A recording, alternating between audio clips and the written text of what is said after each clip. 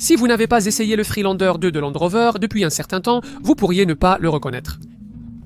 Plus luxueux et plus haut de gamme qu'il ne l'a jamais été, surtout depuis l'introduction d'un ensemble de changements majeurs au début de 2013 qui ont vraiment apporté cette sensation de Range Rover compact. Des versions plus haut de gamme et des niveaux de finition améliorés lui permettent de mieux rivaliser avec les SUV de marques prestigieuses et le choix continu de moteurs diesel raffinés et économiques contribue à une proposition de plus en plus complète. Cela peut inclure la transmission 2 roues motrices, mais pour sortir des sentiers battus, le 4x4 reste indispensable. Une voiture qui vieillit magnifiquement. Land Rover est un constructeur en pleine mutation. Pensez à ce que la société représentait autrefois, une utilité solide et sans fioritures, basée sur l'attrait d'un robuste 4x4. Aujourd'hui, en revanche, il existe des produits Land Rover qui semblent plus adaptés à Manhattan qu'au Cervin.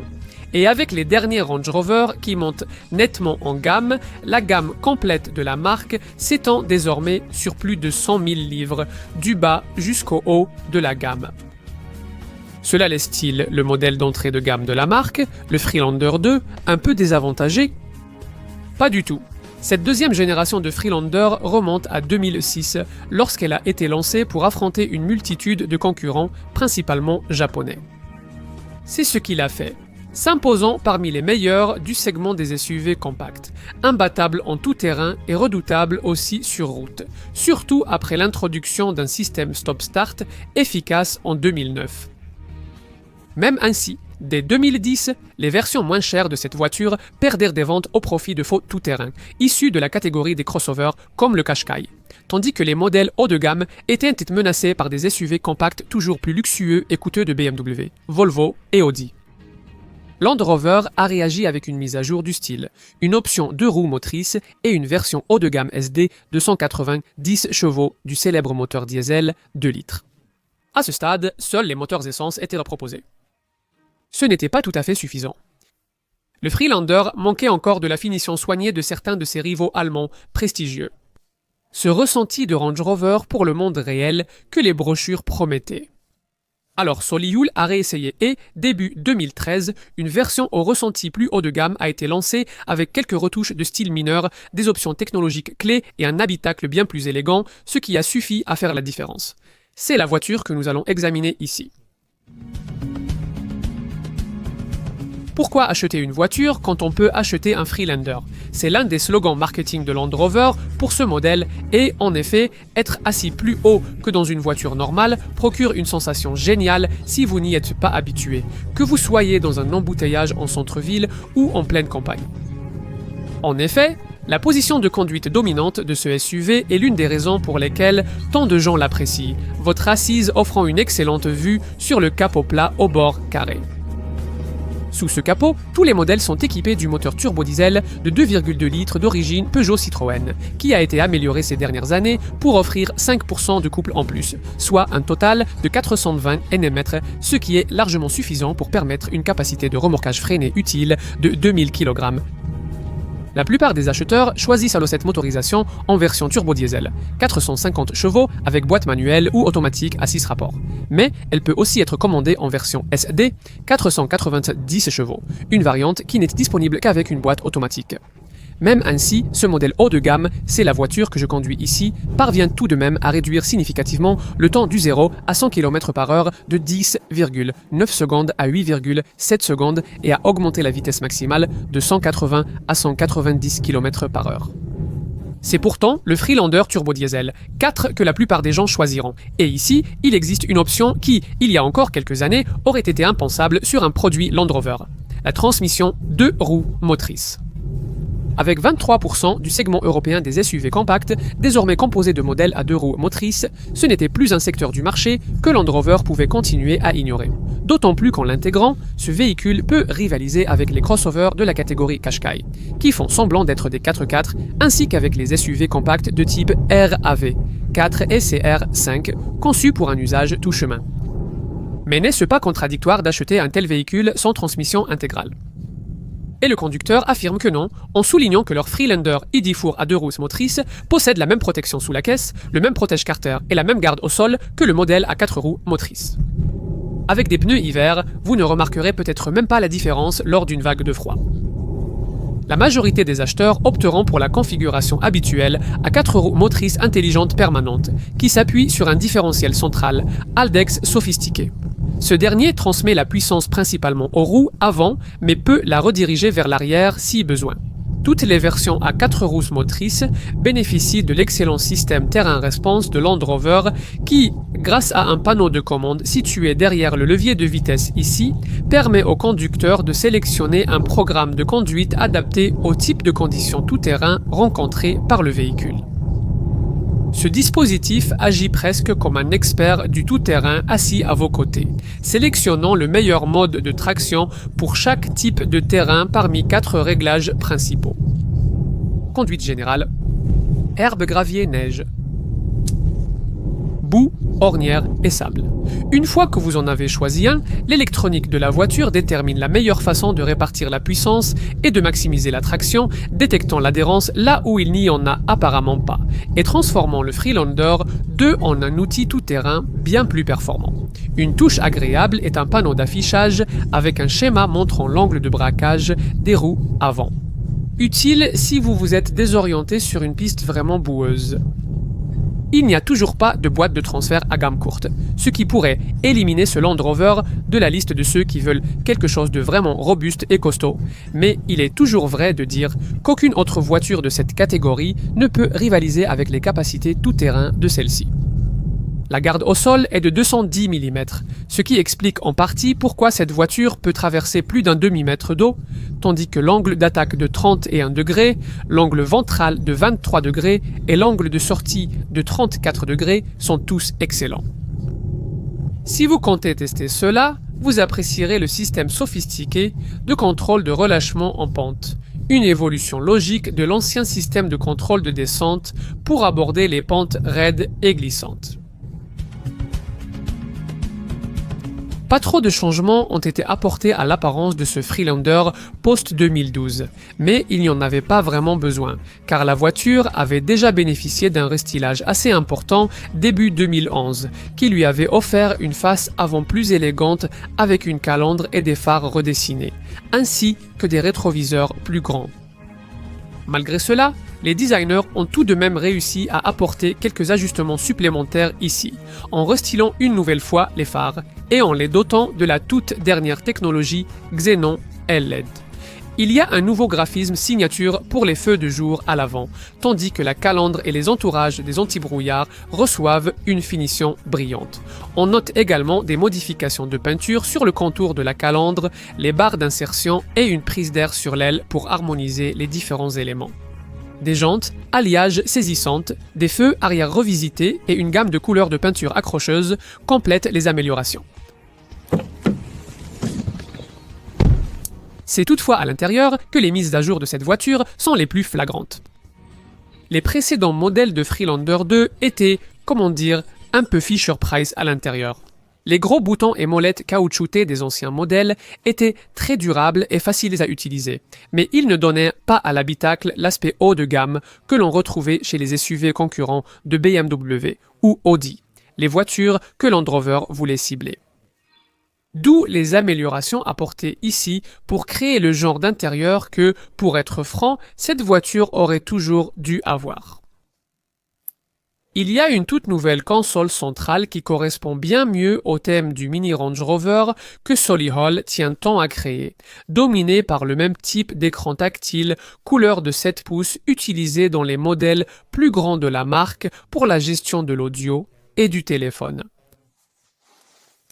Et les systèmes de navigation qui peuvent aussi fonctionner avec la commande vocale dite « dites ce que vous voyez ». En tant que système d'infodivertissement, ce n'est pas le plus intuitif du marché. je vous l'accorde, mais c'est une grande amélioration par rapport à ce qu'il y avait avant. Il sert aussi d'écran d'affichage pour la caméra de recul, en option, une autre caractéristique haut de gamme sur les modèles supérieurs comme celui-ci, avec des lignes dynamiques représentant les limites du véhicule et votre trajectoire prévue lors de la marche arrière. Le système intègre également l'assistance à l'attelage, un graphique superposé à la caméra montrant la position de la boule d'attelage. À la base de la console centrale, sous le levier de vitesse, on trouvait auparavant une commande rotative pour le système intelligent Terrain Response, une molette désormais remplacée par une rangée de boutons bien plus sophistiqués, comme on en trouve dans un Discovery ou un Range Rover Sport. En dessous de ces éléments, les habitués du Freelander remarqueront qu'il y a beaucoup plus d'espace de rangement, notamment un porte-gobelet et un compartiment à volet entre les sièges abritant un autre porte-gobelet. Et des ports USB et auxiliaires, un endroit parfait et sécurisé pour ranger et recharger votre téléphone et autres appareils électroniques. De la place a été libérée grâce au remplacement de l'ancien frein à main conventionnel par un modèle électronique.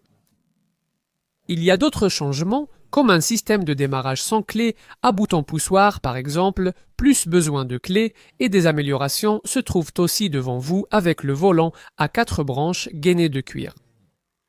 Cependant, les bases de la position de conduite dite Common restent inchangées, avec une excellente visibilité sur les 4 coins du véhicule, facilitée par des montants avant A étroits.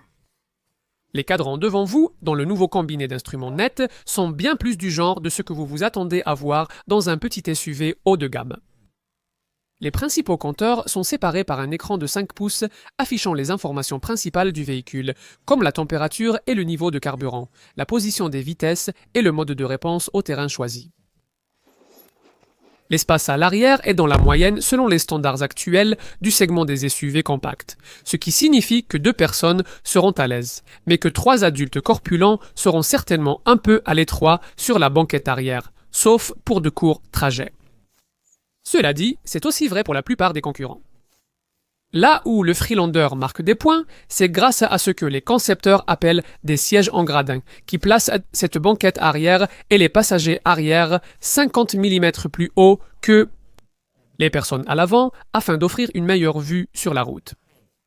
Cela peut faire une différence surprenante, surtout pour les plus jeunes. À l'arrière, c'est dommage que la vitre de la lunette arrière ne s'ouvre pas, car cela permettrait de jeter de petits sacs sans avoir à soulever le haillon. Mais lorsque vous le soulevez, vous découvrez un long espace à bagages plats, recouvert d'un cache-bagages rétractable, offrant 755 litres. C'est environ 200 litres de plus que ce que vous trouverez dans une Toyota RAV4 ou une Honda CR-V concurrente. Et d'ailleurs, c'est exactement la même différence de volume par rapport à l'espace offert dans un Range Rover Evoque. Donc oui, ce Freelander est vraiment le choix le plus pratique de son segment. Abaissez la banquette arrière rabattable 60-40 et vous disposez alors de 1670 litres d'espace. La plupart des modèles actuels de Freelander 2 se vendent dans une fourchette de 25 000 à 40 000 livres, une gamme de prix très large, mais c'est nécessaire puisque cette voiture doit cibler 3 types très différents de SUV compacts. Les versions de base à 2 roues motrices essaient de séduire les clients qui envisagent les modèles les moins sophistiqués et les plus abordables de ce segment, situés autour et juste au-dessus du seuil des 20 000 livres. Les versions diesel de voitures comme la Kia Sportage et la Grand Vitara de Suzuki. Mais ce n'est pas vraiment le marché cible principal. Il se situe dans la tranche de 23 000 à 30 000 livres, là où les rivaux traditionnels de ce Freelander se disputent le marché. Des voitures comme la Toyota RAV4, la Honda CR5 et la Volkswagen Tiguan. Au-delà de ses concurrents, cependant, il existe un segment lucratif où Land Rover souhaite également s'imposer. C'est pourquoi, depuis l'ajout de la version Freelander SD 4 de 190 chevaux pour l'année modèle 2011, la marque vise aussi plus haut, avec les versions haut de gamme de cette voiture qui ciblent des modèles premium comme la BMW X3 et l'Audi Q5. Commençons par les bases.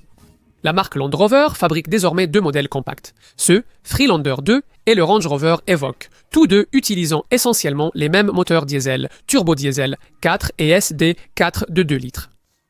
Lequel vous conviendra le mieux? Eh bien, si vous avez un budget à respecter, il est facile de comprendre pourquoi vous choisiriez le Freelander. Si vous regardez un modèle ED, 4 à 2 roues motrices de 150 chevaux tout en bas des deux gammes, il y a un avantage de prix de 5 500 € en faveur du Freelander.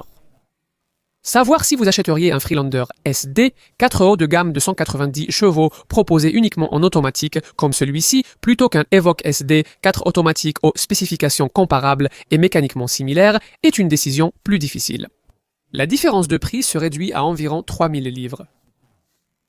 Optez pour l'Evoque et vous bénéficierez d'un look plus tendance et d'une boîte automatique à 9 rapports plus sophistiquée. Optez pour le Freelander et vous obtenez un ensemble plus pratique, sans doute mieux adapté à une vie plus rude. C'est une question de préférence et de besoin. Disons que vous avez choisi le Freelander 2 et que vous êtes prêt à payer 2000 à 3000 livres de plus pour l'avoir. Alors il se peut que vous deviez vous tourner vers un SUV de marque économique comme Kia ou Suzuki. De l'argent qui vous offre une meilleure traction, qualité et valeur de revente. En d'autres termes, vous êtes arrivé au même point que la plupart des clients potentiels de cette voiture, c'est-à-dire que vous la comparez directement aux concurrentes RAV et 4CR, 5 et Tigane que j'ai mentionnées plus tôt. Alors, comment se compare-t-elle? Pour ceux qui tractent, le choix devrait être simple. Un Freelander offre 20 à 30% de puissance de traction supplémentaire par rapport aux versions comparables des trois voitures mentionnées. Ne vous laissez pas tromper par les statistiques de performance qui suggèrent que ce Land Rover est légèrement plus lent. Le couple et l'accélération sont bien sûr des concepts différents. Les Freelanders excellents lorsqu'il s'agit de puissance brute, même s'ils manquent un peu face au chronomètre. Et si la puissance de traction n'est pas une priorité absolue pour vous? Si vous envisagez un Freelander à 2 roues motrices, ce couple supplémentaire vous coûtera environ 1000 livres. C'est plus que ce que vous payeriez pour un Toyota RAV, 4 comparables, 2 litres D4D, 2 roues motrices. Ou un Volkswagen Tigane 2 litres turbo diesel, injection 140, Blue Motion Technology, ce qui semble raisonnable. Si vous regardez un Freelander turbo diesel 4 à 4 roues motrices, l'avantage penche en faveur de Land Rover. Ce modèle est au même prix qu'un Volkswagen Tigane, 2 litres turbo diesel injection, 140 Full Motion, comparable, et vous fera économiser quelques centaines de livres par rapport à un Honda CR-V 2,2i DTEC. Et il peut potentiellement coûter jusqu'à quelques milliers de livres de moins qu'un concurrent Toyota RAV, 4,2 D4D à transmission intégrale. Et au sommet de la gamme Freelander, où les versions luxueuses Sport Touring 4, comme celle que j'ai ici visent à voler des ventes au BMW X3 et Audi Q5 est bien, on peut comprendre comment cela pourrait arriver. Pour égaler la puissance de traction d'un Freelander Sport Touring, 4 automatiques proposées à partir d'environ 30 000 livres, il vous faudrait des versions automatiques, soit d'une X, 3X Drive, 2,0 L, D, soit d'une Q5, 2,0 L Turbo Diesel Injection, toutes deux affichées à environ 34 000 livres. Et ça fait une grosse prime à payer juste pour un badge allemand. Alors, supposons que vous avez déjà réfléchi soigneusement à la question que je viens de décrire, et que vous avez décidé qu'en effet, c'est bien un Freelander 2 que vous voulez. De nos jours, seules des variantes 5 portes diesel sont proposées.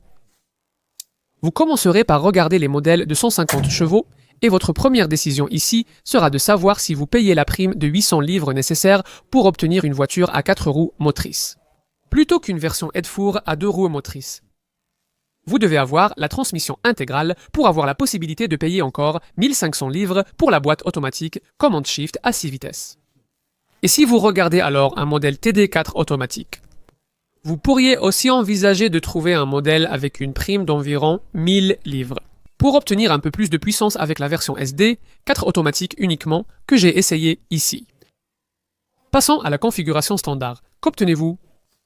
Eh bien, beaucoup plus qu'avant, c'est la réponse courte. C'est dommage qu'il faille payer un supplément pour une roue de secours taille réelle, mais sinon, la plupart des éléments de base semblent être inclus. Chaque Freelander est équipé de jantes en alliage, de rétroviseurs électriques chauffants, d'une climatisation manuelle, d'une alarme périmétrique et volumétrique, d'un système audio à 8 haut-parleurs avec radio numérique, de commandes au volant, de ports USB, iPod et auxiliaires, d'un frein de stationnement électronique et, sur les versions à 4 roues motrices, du système terrain response avec contrôle de descente en pente. Seuls les niveaux de finition de base n'ont pas de sellerie en cuir. Et dès que vous montez en gamme, vous trouverez un système d'infodivertissement à écran tactile avec navigation incluse. Maintenant, une touche que j'apprécie particulièrement est le dispositif anti-erreur de carburant du réservoir, qui empêche les propriétaires distraits de faire le plein d'essence par accident.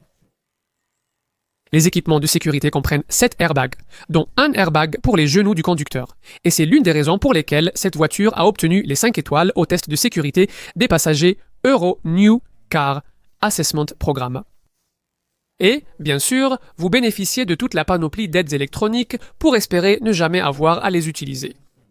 Il y a donc le contrôle dynamique de stabilité, le contrôle dynamique de stabilité, le contrôle de stabilité au roulis, le contrôle de stabilité au roulis, le freinage ABS avec l'assistance au freinage d'urgence, l'assistance au freinage d'urgence pour aider lors des arrêts brusques et sur les modèles à 4 roues motrices, le contrôle électronique de traction, le contrôle électronique de traction sur les 4 roues. Concernant les options, certaines sont désormais très attrayantes.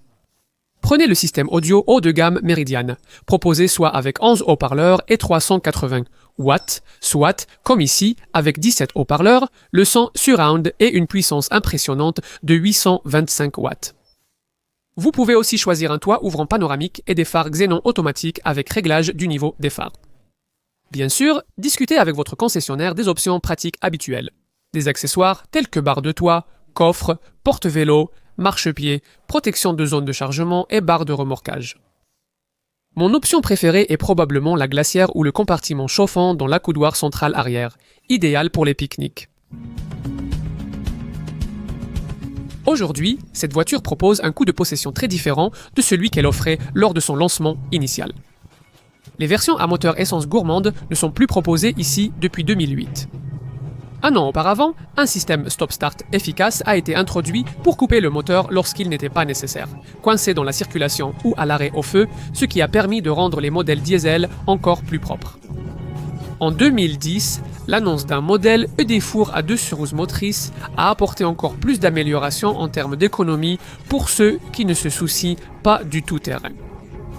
De plus, la gamme diesel dans son ensemble a été encore mise à jour en 2011.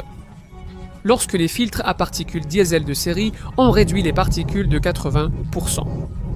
Au même moment, les émissions de NOx ont diminué de 28%, le moteur est devenu compatible avec jusqu'à 10% de carburant biodiesel et le temps de réponse du système stop-start a été amélioré de 22%. D'autres améliorations visant à rendre l'efficacité plus compétitive dans la catégorie comprenaient une stratégie de passage des vitesses révisée sur les boîtes automatiques, des huiles moteurs à faible frottement et des conceptions de roulement modifiées. De plus, il y a eu l'introduction du système de gestion intelligente de l'alimentation IPSM de Land Rover, qui inclut la recharge régénérative intelligente. Cette fonctionnalité assure que l'alternateur ne recharge la batterie que lors des décélérations du véhicule, quand c'est possible, récupérant l'énergie cinétique plutôt que de consommer du carburant dû à la résistance continue de l'alternateur sur le moteur. Donc oui, les ingénieurs de Solihull ont été occupés par la question de l'efficacité ces dernières années. Et le résultat, c'est un Freelander plus écologique et plus efficace que beaucoup de breaks familiaux classiques, avec une consommation de carburant en cycle mixte pour la version 4 roues motrice, turbo, diesel, 450 chevaux, celle que la plupart choisiront, annoncée à 45,6 miles par gallon, soit environ 5 miles par gallon de moins que ce que vous obtenez avec un concurrent comme le RAV4 ou le CR5. Mais ces véhicules offrent alors moins de puissance de traction. Le réservoir de 68 litres offre au moins une excellente autonomie de voyage. Si vous pouvez vous passer de la transmission intégrale et choisir la version ED-Four avec le même moteur, alors une économie de poids de 75 kg permet d'obtenir des coûts d'utilisation parmi les plus bas jamais enregistrés par un modèle Land Rover. 47,1 millestes par gallon en cycle mixte et 158 grammes par kilomètre de dioxyde de carbone. Même si cela ne suffit pas encore à rivaliser avec les concurrents directs de Honda et Toyota, ou même avec le BMW X320LD à transmission intégrale, bien plus cher, on parle ici de chiffres qui rendent cette voiture bien plus accessible pour de nombreux acheteurs. Si, en revanche, les coûts d'utilisation sont moins importants pour vous et que vous pouvez envisager le modèle SD, 4 de 190 chevaux avec boîte automatique à 6 vitesses que j'essaie ici, les chiffres tombent à 40,4 miles par gallon et 185 grammes par kilomètre, soit les mêmes que pour un modèle turbo-diesel, 4 automatique de 150 chevaux classique. Les groupes d'assurance vont de 20 à 26 sur l'échelle de classement de 1 à 50. Les pièces et l'entretien Land Rover devraient coûter un peu moins cher que ceux des marques allemandes. Il est également utile de savoir que la valeur de revente du Freelander 2 a dépassé les estimations du secteur ces derniers temps, avec une valeur résiduelle après 3 ans confortablement supérieure à 40% du prix d'achat initial. Jusqu'aux changements les plus récents que nous avons évoqués ici, le Freelander 2 risquait de se retrouver dans une position assez inconfortable, coincé entre deux segments dans le secteur des SUV compacts.